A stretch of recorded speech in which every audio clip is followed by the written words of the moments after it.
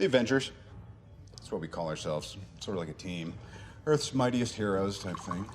Avengers, time to work for a living. That's my secret. I'm always angry. I am on the side of life. You get hurt, hurt him back. You get killed, walk it off. I'm here to talk to you about the Avenger Initiative. Hello, and welcome to Some Assembly Required. I'm your host, Becky, and I'm here to talk to you about Disney+. So, a couple days ago, on November 12th, Disney+, the highly anticipated streaming service from Disney, was finally released. Very exciting. Tons of Disney content, Marvel, Star Wars, and National Geographic, which I was really surprised about and excited about. They have a lot of cool documentaries. I'm a documentary geek. So that was all released on Tuesday, November 12th. And we're going to talk a little bit about the Marvel stuff that was released on that day and what's coming up. So first of all, I just want to say the Marvel section is incomplete. It's doesn't quite have everything in it, and that's due to licensing agreements. Yay, legal stuff. Some notable exclusions include Thor Ragnarok, Black Panther, and Infinity War. And that is because those are all streaming on Netflix right now. So we have to wait until the contract with Netflix expires, and then Disney can get that content back. I believe that that's going to happen in 2020. 2020 seems to be the year that a lot of stuff is going to happen. The licensing agreement that Marvel and Disney have with Netflix about the Netflix Defenders shows, so Jessica Jones and Daredevil, Iron Fist, all of those can't be revived until 2020. And I'm not entirely sure what revived means, if that means they can be rebooted, or if that means there can be subsequent seasons added on. I don't know that we will get the original seasons that aired on Netflix. We might, and if anybody knows the answer, please let me know. But since that content was originally created for Netflix, I'm not entirely sure that it's ever going to be able to be on Disney+, but I could be wrong. But also, if you know anything about Disney's history, especially with splitting artistic production with another company, big example would be Pixar. Disney usually gets their way eventually in the end, oftentimes by buying people out, buying businesses out.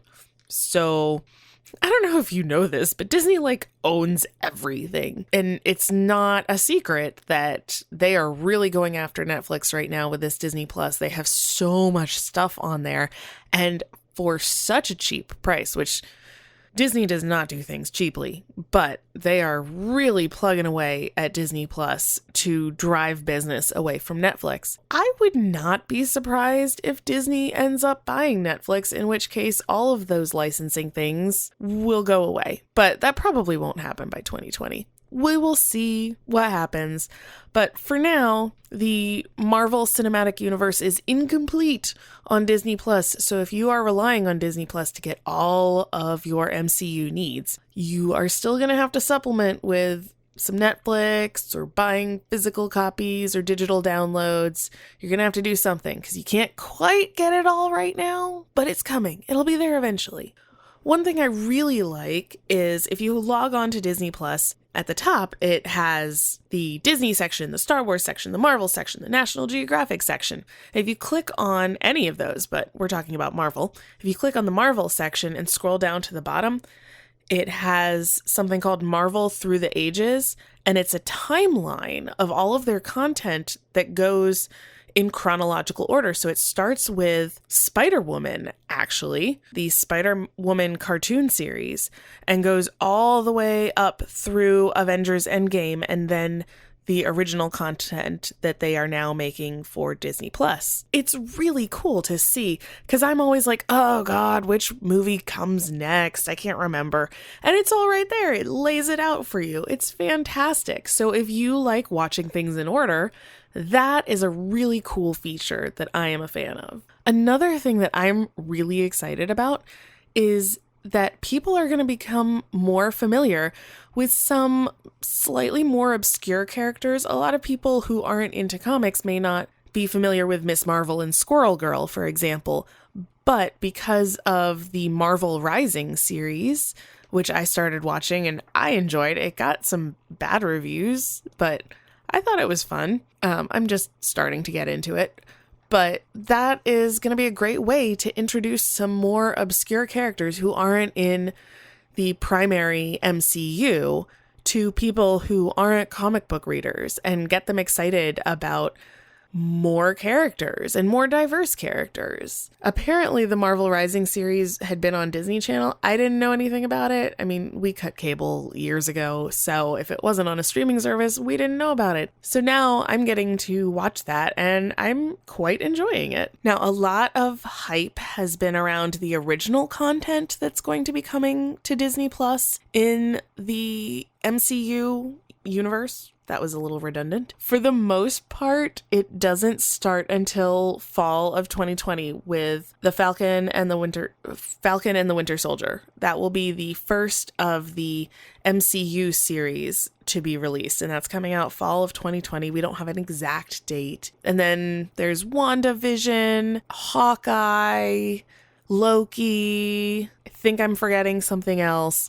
There's a lot of original content based off of the MCU and the characters that we're already familiar with, but then adding new ones. So that's going to start coming out in fall of 2020 and then continue through 2021. So we have to wait a little while for that, which is kind of annoying, but I guess we'll get over it. I mean, we will. We're going to continue to watch this streaming service. I don't think we're going to cancel it anytime soon, and that's what they're counting on. And like right when we start to get bored with it, they're going to start coming out with this new content. Turns out Disney knows what they're doing. So as far as original content that's out now goes, there's really only two things.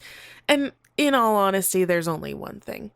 The first is called Expanding the Universe. And Expanding the Universe is a glorified trailer for the original content that's going to be coming out later. It's just clips from the announcement at Comic-Con about all of these shows, mixed in with some clips from the old movies. It's nothing new. You will receive no new information about, if you already knew about these movies, or about these shows that are coming out. If you had already familiarized yourself with the original announcements about them, then this isn't telling you anything new. And I will just rescue you and I will save you 12 minutes of your life. Don't bother watching it. It's nothing. The other original content that is out now is called the Marvel Hero Project. And I was a little bit skeptical about this one at first, but I have been pleasantly surprised. I mean, there's only one episode out right now, because one of the things that Disney Plus is doing is releasing things episodically. So they're just doing one at a time rather than just dumping everything at once. So with the Marvel Hero Project, what they're doing is they're taking kids who are heroes in some way, real life kids who are doing great things, and they're recognizing them, and then Marvel is making a comic out of them. So I was a little bit skeptical and cynical at first, because for one thing, I was like, oh, they're making a comic and now they're going to try and sell these comics and people are going to collect these, and it's just another way for Marvel and Disney to make money. But I was mistaken, because they are making the comics available for free as soon as the episode airs. So the first comic featuring Jordan is available now. You just have to go to marvel.com and look up Marvel's Hero Project, and you will find the comics there. The other reason I was a little bit skeptical was it seemed from the trailer and the introduction to the show that a lot of these kids have disabilities of some kind. Not that I am saying that kids with disabilities can't be heroes.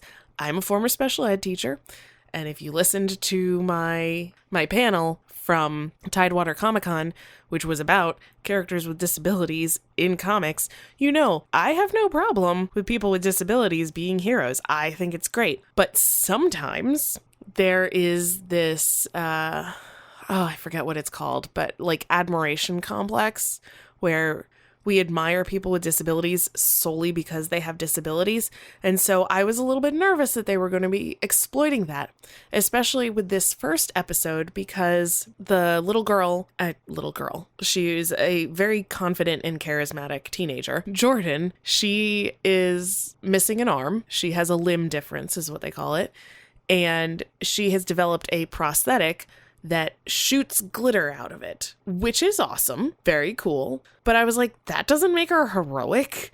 Like, I mean, I think it's really cool that she has this arm that shoots glitter.